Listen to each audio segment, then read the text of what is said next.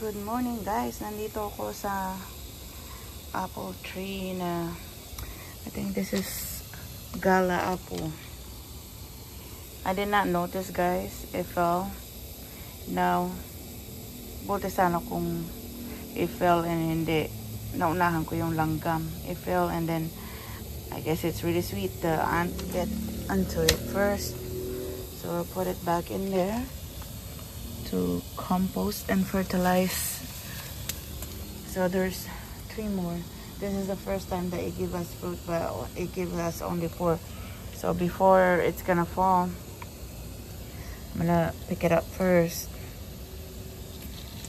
bago tayo maunahan. Pero at sikasuhin ko muna yung ano kasi nagdidilig din ako. Andito ako sa backyard guys,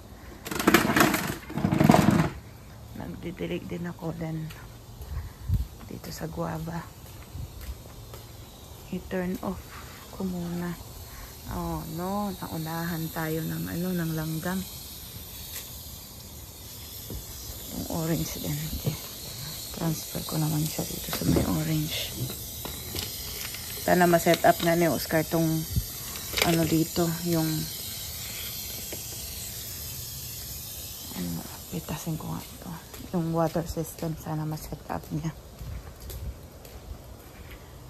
Kuhanin na natin ito.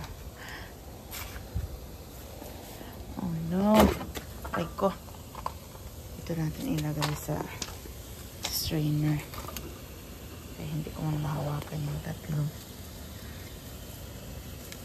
I was waiting for Nayeli but she's still asleep. Na overripe siguro kaya nahulog na ba. Ito yung pang-4 sana. Ayun, 3 na lang ba eh. Not bad. Apple. I'm pretty sure Nayeli would love it. Gahatid ako ng pamangkin ko sa school, so ayan guys, apple. Yung sabi ko sa inyo last time na yung aking onion, so tapusin ko na, hindi pa rin siya tapos. Hopefully today, dahil day off natin, hopefully matapos ko yan. So ayan, apple. Nayeli will be so happy later on. Ito muna natin yan ilagay. Andiyan pa rin yung mga patatas natin. So yan muna for today guys. Look, ang dami kong product dito sa lamesa guys. Ang mga harvest.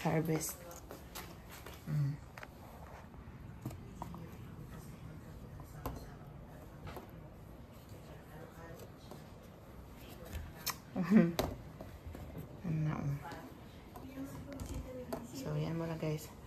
See you again next time.